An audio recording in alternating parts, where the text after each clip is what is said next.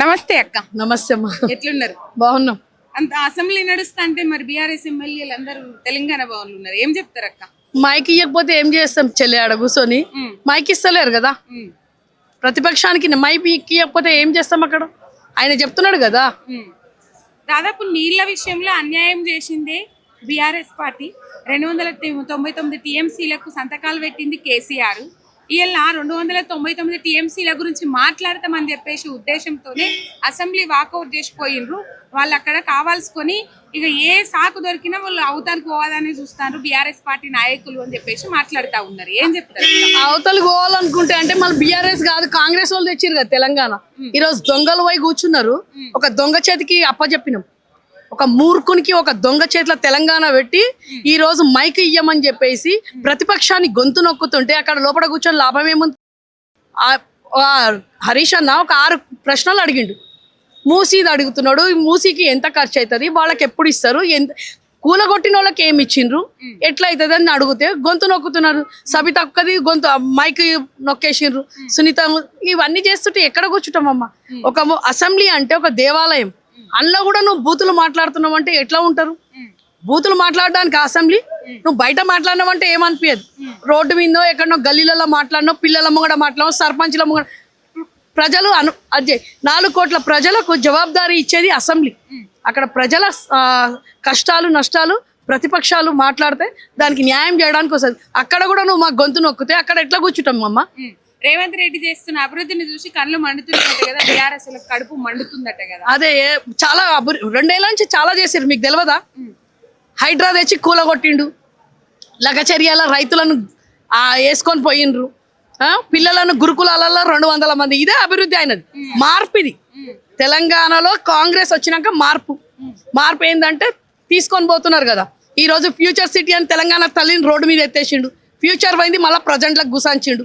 మూసీ దాంట్లో గుసాంచిండు. అందులో 1,50,000 కోట్లు సంపాదిస్తా అనుకుంటుండు. మళ్ళీ అందులో సంచులు మోసుకోవాలి కదా. ఇదే ప్రగతి. రేవంత్ రెడ్డి ప్రగతికి చూసి మేమందరం బయటకు వచ్చినాం. మన కంపు ఏడ మాకు భరించలేము. మన కంపు బయట కొట్టిండు. కంపు అంటే ఏమో అనుకోవచ్చు. అసెంబ్లీలో కూడా కంపు ఇడుస్తున్నాడు. ప్రజలకే మన జవాబుదారీ చెప్పుకోవాలి కదా. పొట్టోడు లేదా పొట్టోనికి లోపల కూడా అదే కాగానే మాకెందుకు వచ్చింది అంటారు కదా. ఆ అబద్ధంని చూసి నిజం బయటికి వెళ్ళిపోతుందంట. వాని అబద్ధం మాటలు వానికి ఆడ కూసబెట్టిన ఉన్నారు కదా స్పీకరు, వాడు ఒక పిచ్చి మాటలు మాట్లాడుతున్నాడు. వాడు కూడా అనొద్దు. మేమంటేనేమో వాడు అంటున్నారు, వాళ్ళేమో బండ బూతులు తిడుతున్నారు. ఒక అంటారు కదా యోధుడు ఉద్యమకారుడు 10 సంవత్సరాల ముఖ్యమంత్రిని పట్టుకొని నడి రోడ్డున ఉరి వస్తా అంటున్నాడు రేవంత్ రెడ్డి. అంటే ఆ రేవంత్ రెడ్డికి సపోర్ట్ చేస్తున్నాడు. సిగ్గు శరము ప్రజలకు ఏం జవాబుదారీ ఇస్తాడమ్మా వీడు? అంటే ఉరి వస్తాడా? అంటే అందుకే క్రైమ్ అనేది 20% పెరిగిపోయింది. ఈ రోజు క్రైమ్ ఎంత పెరిగిందమ్మా? 20 విషయంలో తెలంగాణ ప్రాంతానికి అన్యాయం చేసిండ్రు. అందుకే కేసీఆర్ చెప్పుతోని కొడతాం. రేవంత్ రెడ్డి చెప్పుతోని కొడతాం. తెలంగాణను అంటారు కదా 14లో ఎట్లా వదిలిపెట్టిండ్రు, కరువు కాటకాలలో వదిలిపెట్టిండ్రు. ఈ రోజు సస్యశ్యామలమై మదమెక్కి మాట్లాడుతున్నావా? తెలంగాణలకు నీళ్లు తీసుకొచ్చి 3 లక్షల టన్నులు పండిపిస్తున్నాడు బాపు కేసీఆర్. నువ్వేం బీకినవరా? తెలంగాణలో ఆడవు అంటారు కదా కాళేశ్వరంలో పర్రెలు అని చెప్పి 2 ఏళ్ల నుంచి ఏం బీకినావు?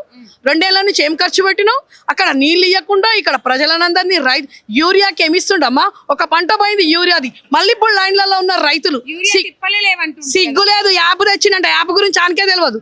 రైతులకేం తెలుస్తుంది? సిటీలో పండిస్తారా? హైటెక్ సిటీలో పంటలు పండిస్తారా? ఫోన్లో యాప్ చూసుకొని వాళ్ళు పాపం పోయి యూరియా తెచ్చుకోవడానికి.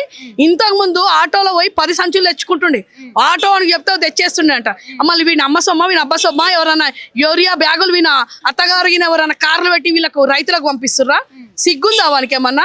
ప్రజలను వదిలిపెట్టిండమ్మా. ఓన్లీ బాపు కేసీఆర్, కేటీఆర్, హరీష్ రావు వీళ్ళ ముగ్గురికి. ఒక ఆమె మైనస్ అయిపోయింది.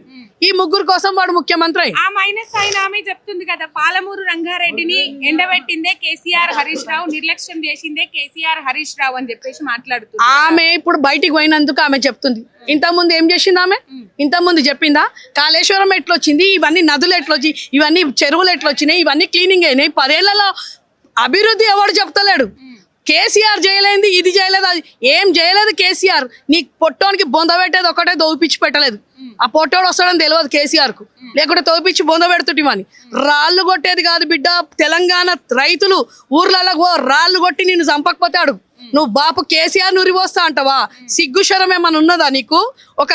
అంటారు అసలు ముఖ్యమంత్రి స్థాయికి ఉండి ఉరిపోస్తా అంటారమ్మా. ప్రజాక్షేత్రంలో ఉండి ప్రజలకు ఏం నేర్పిస్తున్నావు? ఈ రోజు క్రైమ్ చేసుకోమంటున్నావా? పొట్టోడా నువ్వే అంటే మళ్ళీ ప్రజలు ఎక్కడ పోవాలి ఇప్పుడు?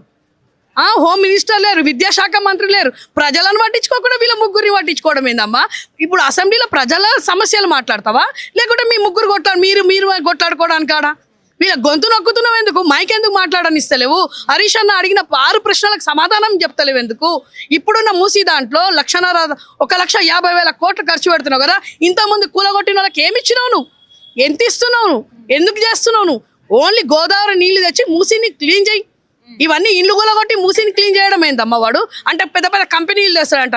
అంటే ఆ కంపెనీ వాళ్ళతో వీళ్ళకి లక్షల కోట్లు వస్తున్నాయి వీనికి. మళ్ళా రేవంత్ రెడ్డికి చైనాకు పోయి ఏం సంకనాకిండంటనా?